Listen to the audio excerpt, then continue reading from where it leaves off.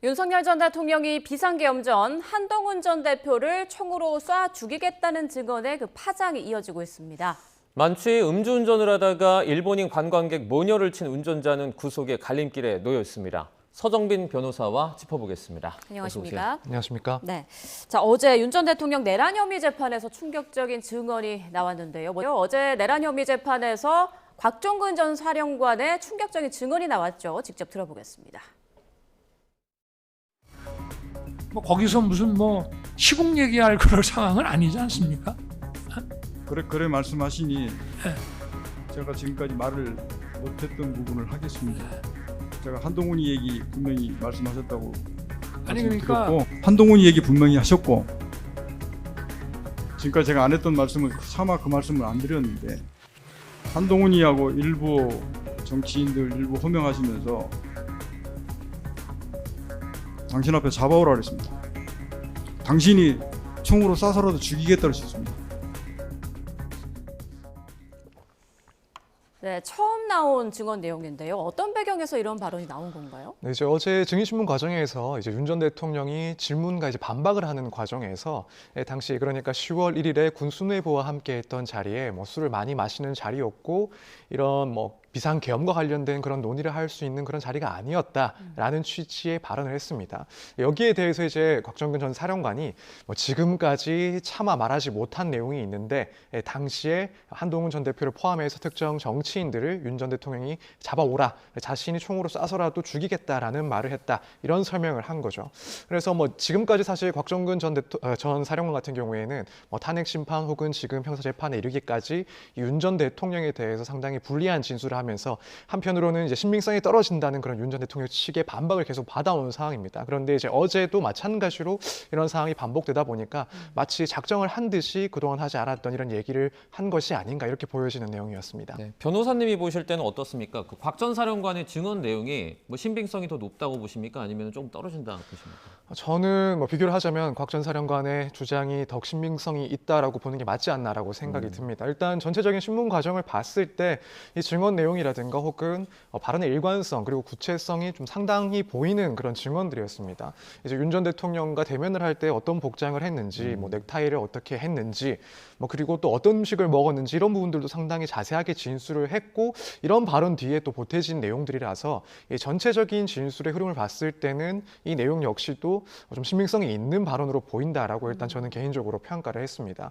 일단 윤 전 대통령 측에서는 이 재판이 끝나고 나서 그동안 수사 단계나 혹은 탄핵 재판에서는 없었던 새로운 발언이기 때문에 이걸 믿을 수 없다라는 반박을 하긴 했지만 사실 그렇다고 해서 이런 내용들이 본질적인 내용을 뒤바꾸는 그런 발언이 아니기 때문에 그런 주장은 조금 설득력이 떨어지지 않나. 오히려 이제 어제 있었던 증인신문 과정에서 윤 전 대통령의 그 반응을 봤을 때 사실 이런 발언에 대해서 곧바로 반박하지 못하고 넘어가는 모습을 보였고 변호인 역시도 마찬가지였습니다. 그래서 이걸 보면은 일단 첫 번째로는 예상하지 못한 질문이었던 것은 대답이었던 것은 분명한 것 같고, 한편으로는 혹여라도 여기에 대해서 또 적극적으로 반박을 했다가 예기치 못한 불리한 발언들이 더 있을 수도 있다라는 걱정까지 한 것 아닌가. 그래서 이런 점들을 종합을 해보면 결국 곽 전 사령관의 발언이 보다 더 신빙성이 있지 않나, 이렇게 개인적으로는 평가를 하고 있습니다. 네, 그리고 어제 곽 전 사령관은 그 국군의 날 행사 만찬에서 윤 전 대통령에게 비상대권이란 말을 들었다, 이런 증언도 했거든요. 이 부분은 재판에 어떤 영향을 미칠까요?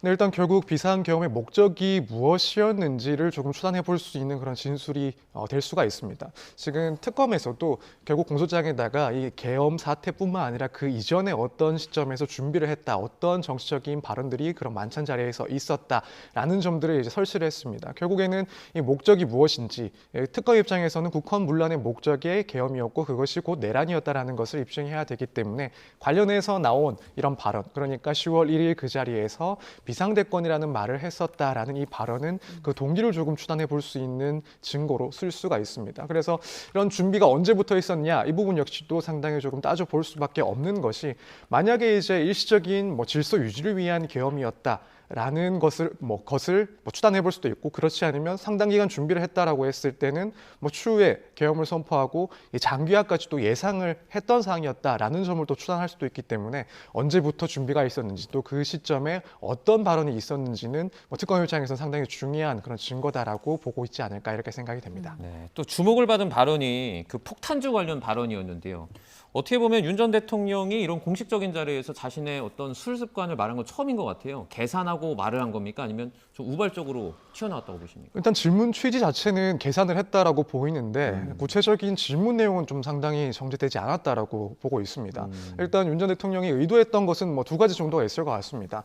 당시에 뭐 술이 많이 도는 그런 술자리였기 때문에 이런 국정과 관련된 말이 나올 만한 장소가 아니었다, 그런 자리가 아니었다라는 점 하나. 그리고 곽 전 사령관이 상당히 취해 있었기 때문에 뭐 당시에 비상 대권에 대한 이야기를 들었다라는 그 진술은 술에 취해서 뭐 착각을 한 것이고 신뢰할 수가 없다. 이 두 가지를 공격하기 위해서 일단 취지 자체는 준비가 된 그런 질문이다라고 생각을 하고 있는데, 다만 이제 이 정도 답변을 기대할 수 있는 질문은 그 정도의 수준만 질문했으면 됐다라고 생각이 됩니다. 당시에는 술자리였다, 많이 취하지 않았느냐, 이 정도만 하면 됐는데 너무나 이제 상세하게 질문을 구성을 하고 물어보다 보니까 이제 윤 전 대통령의 실제 음주 습관이 어떤지까지도 유추해 볼 수 있는 사실 불필요한 이런 이야기까지 포함이 된 그런 질문에 해당을 했다라고 봅니다. 그래서 지나치게 상세하게 설명을 하다 보니까 나온 그런 우발적인 표현들이다라고 보고 있습니다. 그러면 계속해서 윤 전 대통령이 당시에 술을 굉장히 많이 마셨다라고 이제 주장을 하게 된다면 한동훈 전 대표와 관련한 발언이 법원에서 좀 참작이 될 가능성이 있나요? 일단 그 내용 자체가 실제 했다라고 한다면 이제 감정적으로 격앙된 상태에서 나온 표현이다라고 참작을 좀 해볼 수는 있습니다. 특히 술에 취한 상태였다라고 본다면 더더욱 그럴 수 있긴 한데, 다만 이제 앞서 조금 설명을 드리고 싶은 것은 이 발언 자체가 이 재판에서는 사실 본질적인 내용은 해당하지가 않습니다. 그래서 뭐 사실 정상적인 상태에서의 발언이었는지 취한 상태였는지 이 부분을 뭐 엄밀하게 재판부에서 따져보지는 않을 것이다.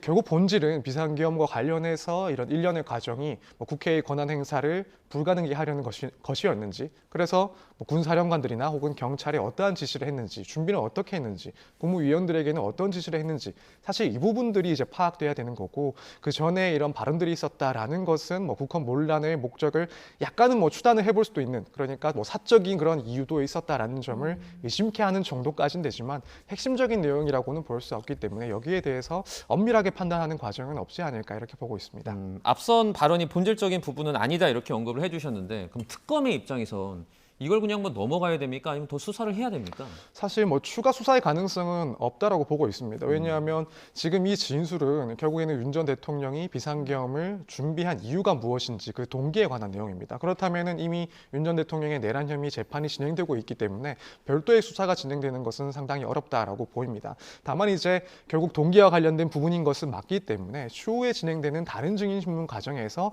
이런 관련된 발언을 들은 사람이 있는지, 그런 발언들이 있다면 이것들을 어쨌든 재판 과정에서 도출을 시켜서 이런 목적이 있었다, 국헌 문란에 그런 동기가 있었다라는 점을 조금 더 강화하는 수준의 증거로 쓰지 않을까 이렇게 보고 있습니다. 네, 윤 전 대통령이 최근 재판에 굉장히 좀 성실하게 나오고 있고 증언도 굉장히 또 적극적으로 하고 있는데 이 부분이 재판에 또 어떤 영향을 미칠까요?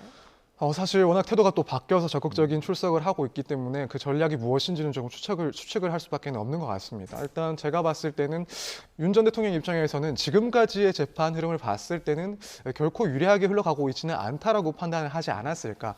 일단 불출석을 반복하는 중에 뭐 지금 이 재판부에서도 구인은 어렵지만 결국 불출석으로 인한 그런 불이익은 피고인이 감당을 해야 된다라는 취지의 이야기도 있었고, 그런 점들을 종합했을 때는 출석하는 것이 낫다라는 판단을 하지 않았을까 생각이 됩니다. 특히 이제 이번 두 번 증인신문 과정에서 나온 증인이 곽종근 사령관, 그러니까 지난 탄핵 심판에서도 매우 중요한 역할을 했었고 이 본 사건에 있어서도 당연히 매우 중요한 역할을 하는 증인에 해당을 합니다. 그렇다면 이제 윤 전 대통령으로부터 직접 지시를 받았다라고 증언을 하고 있는 인물이기 때문에 이 대화의 당사자인 윤 전 대통령이 직접 자신이 출석을 해서 그런 신빙성을 따져보는 것이 훨씬 더 효과적이다라는 판단을 하지 않았을까, 그런 의미까지도 조금 고민을 하고 출석을 하고 있지 않나 이렇게 생각이 됩니다. 네, 알겠습니다. 윤 전 대통령 재판은 저희가 좀 더 지켜보도록 하고요. 또 다른 안타까운 사건을 저희가 또 하나 좀 다뤄보도록 하겠습니다. 우리나라에 관광으로 온 일본인 모녀가 음주운전 차량에 치였습니다. 당시 화면부터 함께 보시죠. 네, 그젯밤 서울 동대문역 인근에 있는 사거리인데요. 지금 횡단보도에 녹색불이 깜빡거리고 사람들이 길을 건너고 있죠. 그런데 자, 흰색 SUV 한 대가 빠른 속도로 돌진하는 그런 모습을 보실 수 있습니다.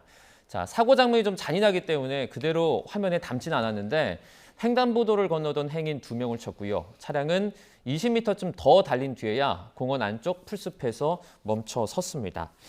자, 50대 어머니가 숨졌고요. 30대 딸이 다쳤는데 지금 30대 운전자는 소주 3병을 먹었다 그래요. 자, 구속영장 발부 가능성 높습니까? 네, 매우 높다라고 보여집니다. 일단 음주량도 상당히 많아서 만취했던 상황에서 발생한 사건이고 심지어는 이 사망자까지도 발생한 사건이기 때문에 이 사안의 중대성을 비추어 봤을 때는 법원에서는 구속영장을 발부할 사안이다 이렇게 볼 겁니다. 특히 이 부분은 추후에 중형이 예상이 되기 때문에 증거인멸이나 혹은 도주의 우려까지도 함께 있다라고 판단할 만한 그런 사고였기 때문에 네. 구속영장의 발부 가능성은 매우 높다라고 보시면 될 것 같습니다. 예, 정말 안타까운데요. 그 숨진 어머니 시신을 일본으로 운구하는데 한 1,000만 원대 비용이 들어서 지금 유족이 고민하고 있다고 하더라고요. 이 비용은 전적으로 유족이 부담을 해야 하는 건가요? 네, 일단 그렇게 될 가능성이 높아 보입니다. 지금 이런 고민을 하고 있다라는 것은 결국 여행자 보험이 가입되지 않는 그런 상태인 것으로 보이고 사실 이런 사고가 발생했을 때 4인 간에 발생한 사건이기 때문에 국가를 상대로 해서 손해배상을 청구하거나 비용을 청구할 수도 없습니다. 결국에는 이 가해자를 상대로 해서 장례비의 일종으로 이런 운구 비용까지도 청구를 해야 되는데 사실 만약에 이 가해자가 그 비용을 감당할 수 없다라고 따지게 된다면 그것도 사실은 쉽지 않을 수가 있습니다. 특히 이제 이런 것들은 외국인의 이런 사고로 인해서 발생하는 특수한 비용이기 때문에 특별 손해라고 볼 가능성이 있고 여기에 대해서 예상을 하거나 혹은 알지 못했다라고 평가를 받는다면 이런 내용까지 손해를 인정받는 것이 쉽지는 않다 이렇게 보여집니다. 네, 또 짧게 마지막으로 질문드리면 일본 현지 언론 보도를 보면 우리나라가 일본보다 음주운전 사고가 한 6배 정도 많고 형량도 좀 적다 그래요. 좀 개선할 필요가 있지 않습니까? 네, 그렇게 보입니다. 사실 일단 법정형 자체는 이렇게 위험 운전 치사 사건이 발생했을 때 최소 3년 이상의 징역형에 처하고 있고 또 한편으로는 무기징역까지도 처할 수가 있습니다. 그렇게 제도 자체는 강한 처벌이 가능한데 실제로는 사실 국민들이 봤을 때 법감정에 충분하지 않다라고 생각을 해볼 수 있을 것 같습니다. 특히 지금 이 사건 같은 경우에도 예컨대 합의가 되지 않으면 5년 정도 안팎의 그런 형이 기존 사례랑 비교했을 때 그 정도 형이 선고될 것으로 보이는데 결국 이런 음주운전으로 인한 사망 사건 같은 경우에는 물론 많은 고민이 필요하긴 하겠습니다만 국민이 조금 더 이해할 수 있는 실제 선고가 있어야 되지 않을까라고 개인적으로는 생각이 됩니다. 그래서 이 부분에 대해서는 법 제도는 이미 마련이 돼 있긴 하지만 실무적으로는 조금 법원에서 양형과 관련된 부분들을 고민을 하고 형을 조금 높이는 것도 고민해 볼 필요가 있는 상황이 아닐까 생각을 하고 있습니다. 네, 안타까운 사고까지 짚어봤습니다. 지금까지 서정빈 변호사와 함께했습니다. 고맙습니다. 감사합니다. 고맙습니다.